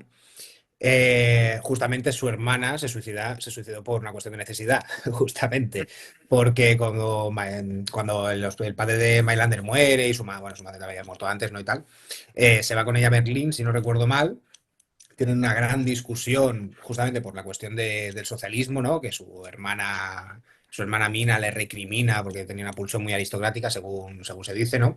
Le recrimina profundamente que se quiera convertir en un socialista, en un lasallano, no sé qué. Mailander pilla una pataleta de la hostia y dice, sí, pues ahora me voy a suicidar y te voy a dar por el culo. Irónicamente, después de suicidarse, claro, el único sustento económico que tenía la hermana de Mailander era su propio hermano. Entonces hay una escena, al final del artículo es bastante bestia, porque al final Mina se suicida, aparte por su temperamento y su heráldica familiar, que eran todos unos suicidas de la hostia, encarnación psicoanalista. Pero claro, Mina se suicida en el momento en que van los agentes ¿cómo se llaman? Los usureros, a quitarle los muebles y echarle de su casa, a desahuciarla. Y entonces cuando llega la policía para sacarla de la casa y desahuciarla, la encuentran rajándose la garganta y suplicando que al menos la dejen morir y o sea, Hulk se regodea en la escena diciendo que lo único que tenía era un vestido sucio y harapiento, ¿no? Y bueno, es un poco un drama, ¿no? Que justamente su hermana acabó suicidando. Fue uno de esos casos de suicidio por necesidad que parecen un poco extraños, ¿no? Porque solemos asociar el suicidio más a una especie de padecimiento psicológico en general y no tanto a una especie de penuria material. Por lo general en nuestras sociedades contemporáneas tenemos más o menos recursos para vivir en la mendicidad, digámoslo así. Pero justamente su Bueno, hermana pues fue uno de esos casos en los que, claro, yo entiendo el suicidio por necesidad. Me imagino que Mailander está pensando más en las familias pudientes o los individuos pudientes que de repente se ven sin nada, ¿no? También hay que tener en cuenta que Mailander pasó por una pérdida bursátil de la hostia con el crack de Viena, y perdió todas sus acciones, perdió muchísimo dinero y seguramente estaba pensando en ese tipo de suicidios que quizás el ejemplo más contemporáneo lo tenemos en el crack del 29, ¿no? Cuando la famosa escena esta que la gente saltaba de los rascacielos porque lo había perdido absolutamente todo, ¿no? no, Y ya. bueno, pues su hermana Mm. se mató Bueno, los por esto. casinos antiguamente tenían una habitación que era para que se suicidasen los Ah, arruinados. sí. Y Puto tío. Fantasía. se dice que había una habitación de estas en el casino de Barcelona de la Rabasada, que Sí. ya del cual ya solo quedan ruinas. Pues sí, entonces yo fui como, bueno, en mi época más Más de dark, más emo. Milenio 3 y a grabar psicofonías esa habitación, bueno, que solo quedaban ladrillos y poco más Sí, sí. y algún hierro y tal. No, Sí, pero sí, iba a decir, estaba preparadita para que llevases a cabo tu suicidio material por necesidad. Sí, claro. Sí, sí. aún hoy en día, de todas formas, aún hoy en día hay. Sí, es O sea, verdad. quiero decir, uno puede tirar casos de gente Tienes razón, sí. bueno, que los van a desahuciar Y se y, tiran, sí, por la Sí, ventana. sí, y sí. dicen, me voy a hacer un delez Eh, y ya está.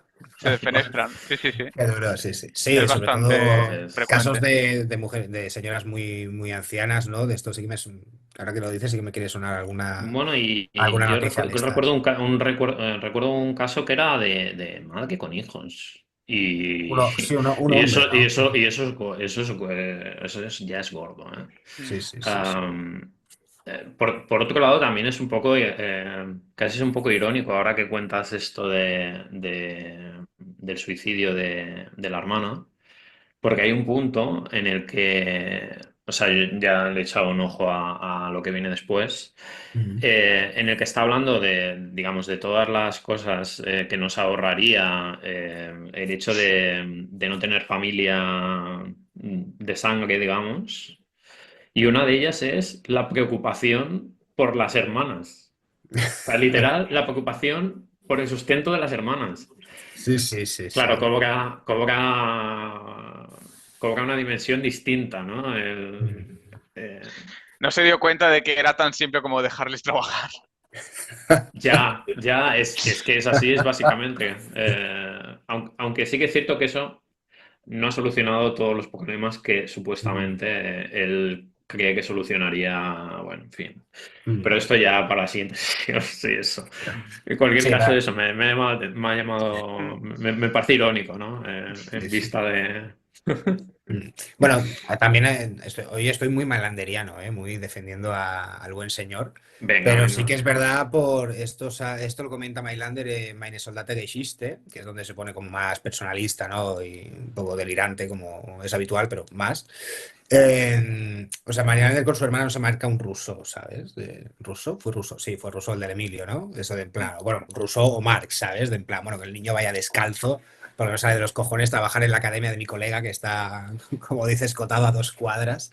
Pero sí que es verdad que Mailander, al menos por su texto de Meine Soldata que hiciste, que dedica algunas páginas a su hermana, sí que es verdad que se preocupó por ella en el sentido de que cuando ella se quedó, pues murió su padre y tal, y Mailander se quería cambiar de ciudad, creo que a Berlín, sí que es verdad que su gran preocupación, al menos en el texto, era pues cómo mi hermana va a subsistir sin mí, por lo tanto pospuso mucho su voluntad de ser soldado justamente para poder mantener a su hermana y al final se la lleva con él a Berlín y tal. Y luego ya la cuestión de que quedas en bancarrota fue ya por cuestiones más de edípicas propiamente, ¿no? Así que Mm. al menos no fue un cabrón desde el principio como Russo con sus hijos, de en plan, bueno, que se los lleven Bueno, No, no. es que lo de ruso Que es para que comer, asfalten es para calle. darle de comer aparte, ¿eh? Que asfalten las calles mis hijos y yo voy a escribir, que me da palo aguantar este No, no, cabrón. predica, es el primero que predica con el ejemplo. Mm. O sea, Sí, sí. no es un hipócrita, al menos como sería Rousseau. No, O está como claro. sería Hegel Dios. también, que fue ahí embarazando y teniendo hijos por todos lados y no reconociéndolos. A ver. No pasa nada. O el mismo Toma Schopenhauer, que todo el mundo sabe también. que tuvo Sí, dos sí. abortos y que si los hubiese tenido, los hubiese adoptado y hubiese sido el hombre más feliz del mundo con una vida matrimonial O clásica de sea, burguesa perfecta. Hostia, el fanfic que te has marcado aquí. Es que no me acuerdo dónde lo leí, no me el acuerdo. What if No me- Schopenhauer. What if? Hostia, Es que no sé pues. si fue en algún diario. Es que, bueno, escribiendo el libro El desencanto y tal, estuve revisando documentación así de antigua y eso. Y quién era que decía, no es un amigo suyo o algo, que le confesó Schopenhauer, le dijo, mira, que sí, que yo he tenido, yo lo he intentado, De follar. he tenido dos abortos, pero si hubiesen vivido, hubiese sido feliz. Algo así. Y claro, yo pensé, o es fake, Es o bueno, posible. es un intento No, bueno, de meter mierda. lo de las cartas sí. O sea, Sí, esto sí, sí. sale en además Safransky. no lo Safransky. explica.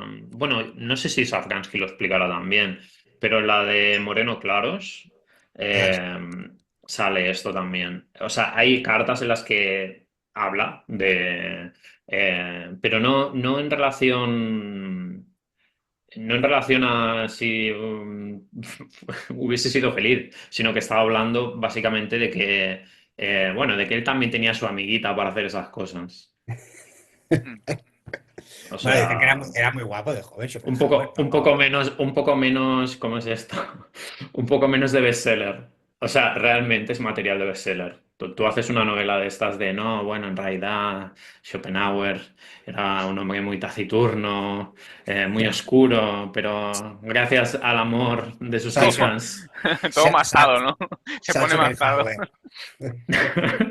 No, coño, pero algo en plan como la peli esta, ¿no? De En busca de la felicidad. Una cosa de estas de Era un las que te hacen abuelo sentir bien, misántropo y ¿no? huraño, Bueno, ya pero está. entonces conoció a Sally y Sally le cambió la vida. Sí, como tipo mejor, Abuelito, abuelito. Jack Nicholson, Está. mejor imposible, ¿no? Pero, o sea, esa sensación me la daba a mí cuando leía, ¿sabes? Esas memorias, bueno, en conversación, no sé si se llama Conversaciones con Schopenhauer o algo así, salió un acantilado. Sí, Que conversaciones. una de las últimas es de una tal Lucía Franz, que dice, pues a mí me gustaba mucho ir al pisito de Schopenhauer porque tenía su perrito y me decía, ¿qué? ¿Te gusta mi perrito? Y me sentaba en su regazo y me cogía de la mejilla y me decía, toma una galletita. Pasaban cosas. Por cierto, No, no, por What? cierto, joder. Lucía, Lucía Franz era la prima de Mailander. Era la prima, sí. Es que es flipante, todo está Sí, conectado. sí. Para- Todo está, se cierra el círculo, sí, sí. Y Mindlander le decía, claro, esto debería ser que en el 59, o sea, Bueno, antes de la Mindlander muerte era un de... bambino, o sea, debería ser Mm, vamos, un chiquillo, sí, niño. sí. Sí, sí. Y aún así ya leía Schopenhauer, porque le decía, bueno, pórtate bien con él, no sé qué. O sea, que lo conocía. Es Sí, curioso. sí, sí. Ya era fan Ya era fan. desde Pero que pequeñito. entonces Mindlander que tendría 20 años o así. Que nace en el 43, 40, no, 43, espera. ¿En qué año nace Mailänder? 41. Eso, sí. Y esto se lo tiene que decir antes del 60, o sea, Sí, un porque niño. después, como no sea con la Ouija. Sí, unos 11, 15 años, quizás tendría 15 años o así. Y ya conocía a Schopenhauer, pero él cuando descubre a Schopenhauer es más tarde, ¿no? Ah, Porque, pero eso se lo inventa de una Esto forma. nos lo Sí, comentaste en la intro, en la que intro, sí, sí, que Nietzsche y Mailander hacen la misma jugada pero ¿tú crees que el absurda, Mailänder se ha inventado? segurísimo, por supuesto. O sea, quiero decir, Lucía Franz no era una prima segunda o cuarta de Mailander, de esa que en plan, te la cruzas por la calle, te la echas de novia y luego con un examen de ADN dices, oh, somos familia, de puta madre, ¿sabes? O sea, tenían una relación cercana. Esto ya es un poco de especulación, pero en un texto del libro este de Chirachi, del pesimismo tedesco, se deja intuir, ¿no? Que Mailander tuvo un desencuentro amoroso con una muchacha y eso le hizo ser un rayado desde niño y tenía pinta de que era esta prima suya. Y que la propia Lucía Franz en algunas cartas, ya lo que tú comentabas, esto de que Mailander le decía que fuera buena y no sé qué, que siempre cuando volvía a la casa de sus tíos, pues que Mailander le preguntaba que cómo estaba el gran hombre y que no sé qué, que no sé cuánto. Sí. Y lo que comenta Chirachi es que, claro, la fama de Schopenhauer en ese momento era tal que es imposible que alguien instruido, porque además Mailander no estaba en escuelas de tercera ni de segunda. Mailander tuvo este Privatdozent, que era muy estricto y que era, no filósofo, ¿no? Pero que era muy culto y que es imposible, ¿no? O sea, hay demasiados puntos en Sí, que es común, imposible. ¿sabes? Como para que un tío como Mailander no supiese que su prima iba a O comer lo galletas con conocía, leche, al menos de oídas, de saber que era un filósofo pero, importante. no se había convertido, digamos. O Claro, sea, él, como él leerlo, dice, ¿no? Era más, quizá era como, estaba más, sí, sí. todavía más imbuido del O positivismo de sea, la yo época, lo del que, sí, materialismo. sí, yo Todavía lo no que había. creo, o quizás del espinozismo, porque Mailander sí que al principio sí que le dio mucha Spinoza. Yo creo que Mailander al principio Sí, era pero que ya sabes que dice que este de fuerza y materia, Kraft und Stoff, de Buchner, era el gran libro de cabecera antes de conocer a Schopenhauer. Ah, sí, sí, sí, sí, sí. Yo lo que imagino que pasó con esto es que, pues, como nosotros mismos, ¿sabes? Que Mailander conocía a Schopenhauer de oídas, que sabía 4 cosas porque era muy famoso, pero que no lo había leído nunca. Eso sí que me lo creo. O que hubiese Sí, leído alguna reseña random en un periódico o algo por el estilo. Y que sí. el evento famoso ese que él menciona de la librería, quizás fue, en efecto, la primera vez que encontró un libro suyo, pero que no lo cogió porque su demonio le dijo nada, sino en plan, hostia, Schopenhauer, el tío es tan famoso de que todo Claro. el mundo habla, ¿sabes? Pues hostia, voy a leerlo. Pues como si nosotros ahora, yo qué sé, tenemos de oídas a Mark Fisher, ¿no? No hemos leído nada Ujú. suyo, vamos a la librería, a la central y decimos, hostia, Mark Fisher, pues venga, me da a dar por tomar una mala decisión y voy a leerlo, ¿sabes? Pues en plan, Bueno, pero sí. no, ningún Un demonio. genio te dijo que Claro, tenías sí, que leerlo. coge a Mark Fisher, que es muy bueno, no sé qué, Sí. todo fake. Va, es decir, curioso, curioso Ujú. ver un poco la trayectoria. Ahora no recuerdo, ahora no sabría encontrarlo. Pero hay algunos pasajes muy de flipadura de si, o sea, de si Schopenhauer me toca en el hombro dándome su Sí, aprobación de sí, ese sí. estilo, de Muy, ese sí, estilo. muy de fanfic, sí. Y, y es bueno, es curioso de leer, es gracioso, porque tiene estos despuntes a veces. Sí, sí. Sí. Mm. Es Mailander desatado con sus fantasías a tope. Pero bueno, lo que sí que estaba totalmente convencido de lo que estaba totalmente convencido. Quiero decir que no había en los puntos, digamos, centrales, pues eso, respecto al- a la extinción, ¿no? de la humanidad, respecto Mm. al carácter inevitable de la historia, etcétera, etcétera. Ujú. No, es que no hay puntos en los que no hay ninguna argumentación. Quiero decir, Sí, sí. ya sé que esto forma parte de una obra, pero ni siquiera remites a algo anterior. Nada. Simplemente Sí, sí. No. lo sueltas y te quedas tan y te quedas tan Sí, y te quedas también. tan pancho. Cabe decir que la exégesis del segundo volumen es bastante accidentada. O sea, son textos que escribió de forma muy apresurada, o sea, más apresurada aún que el primer volumen, y es un texto que ni siquiera él dejó inédito manuscrito, ¿sabes? O sea, es una reconstrucción de material manuscrito que su hermana le da a Otto Horth. Mm. Y en una carta a Otto Horth, esto también lo dice Cirachi, el propio Hort dice que en algunas ocasiones era ilegible, en el sentido que eran rapsodias, fragmentos, Bueno, cosas tipo, los florilegios tipo el son florilegio, tipo eso. yo creo que Schopenhauer no pagaba sus impuestos con ganas. O sea, Punto, punto final. literal, punto. Y luego otra cosa. Sí, Pero sí. bueno, de todo eso te puede dar pie como a algo No, más, a elaborar una teoría, sí. perfil psicológico de Schopenhauer, que es tu gran pasión, y claro, pues todo eso hay que opinar de todo eso, como nosotros Sí, hacemos. No, ya, pero ya, claro. Es curioso, tampoco me quiero poner aquí rollo misticoide, pero los paralelismos con Nietzsche son bastante curiosos en algunos casos, ¿eh? Ya, no es que sean ahí súper importantes, pero tanto los paralelismos que se podrían deducir en base a una especie de inspiración nietzscheana respecto a Mailander, pues lo del caso del primer encuentro con el libro de Schopenhauer y otras cosas que hemos comentado, ¿no? Pero incluso en algunos aspectos biográficos, como justamente la redacción accidentada del segundo volumen, es curioso porque está un poco la hipótesis de que podría haber pasado algo como lo que pasó con la voluntad de poder respecto a la hermana de Sí, la Nietzsche. relación con la hermana, claro. Exacto, sí. No tanto por Mm. la cuestión edípica y más psicológica, sino por la misma redacción final que hemos obtenido del texto. Porque esto, no recuerdo quién lo comenta, creo que también, no sé si es Invernizzi o Chirachi, uno de los dos, pero claro, hay que tener en cuenta que el segundo volumen, que era principalmente de carácter político, como estamos comentando ahora, y que la gran discusión que condujo a Mailander a romper con su hermana fue justamente porque ella era muy reticente respecto al supuesto comunismo, socialdemocracia de Mailander. Claro, no deja de ser plausible la idea de que la propia hermana de Mailander metiese mano al propio texto manuscrito, que quizás era más radical o más extremo, y que la hermana de Mailander pues hizo algún tipo de apaño, ¿sabes? Para mitigar un poco el texto. Las partes de no, el rico no El sufrirá. rico, exacto, sí. Son de la hermana. Es Vale, de posible, acuerdo. sí. Sí, sí. No, pero ¿qué quiero decir? O sea, no es especulación pura, ¿sabes? Sino que en plan, que el propio Horst ya dice que la misma hermana siempre estaba en desacuerdo con la edición que hacía Horst y que después de 2 años que reformuló el texto completo, lo reordenó a su gusto y entonces esa es la versión que tenemos nosotros de la original, quiero decir, del Ya. segundo volumen. O sea que fue algo que estuvo tocado, cosido y recosido y que el propio Horst dice que muchos fragmentos había que introducirlos porque si no el texto no se entendía, ¿sabes? Claro, Rollo Engels con Marx, pero versión claro. pesimista.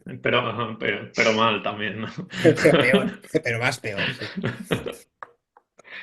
Ah, En fin. Bueno, gente, ¿qué? Sí, pues no si sé. ¿Vamos queréis, cerrando la sí, sesión? Yo creo que no hay podemos nada ya. más por aquí. Bueno, han No. salido muchísimas cosas. Creo que es una de las sesiones más completas que hemos hecho últimamente. Mm. Lástima que no lo hayamos podido hacer en la universidad, que tiene como más ambiente ahí, Más caché, claro. más caché, claro. Bueno, Pero bueno, y que luego hay las copichuelas. Eso es. exacto. Claro, luego continúa, ¿sabes? Off the record, Claro. luego nada, sigue debatiendo, Nunca siguen saliendo cesa. ideas, nunca El cesa, trabajo nunca para. nunca. O sea, una de genialidades que se disuelven en el aire y en el alcohol y se quedan en los bordes de las copas, que es una pérdida para la humanidad. Total. Bueno, ya está. Nada, repito lo de las membresías, ¿no? Solemos hacerlo también como epílogo. Ujú. Me ha dicho Luis que diga que tenemos membresías desde 0,99 y que agradecemos a los que ya son miembros: Imaginary Unit, Elena Roca, Alex Mesa, Mutatis Mutandis, J. Durazno, Autistic Silver, Imbriz, Luciérnaga, Asmodai, Pablo GCH, José Jonathan Ancheta, Aurea Mediocritas, Bobine Bluestocking y Antonio Doña. También repetir, Chibi, que ya está a la venta mi libro, cómprelo, por favor, así podré escribir la segunda parte, me dejarán. Y que la próxima fecha, bueno, es el 16 de mayo si todo va bien, ¿no? Que es El amor libre. Exacto. Venga. Pues nada, Pues ya está, señores. hasta el 16. Amigos y amigas pesimistas, hasta la próxima. Arrivederci.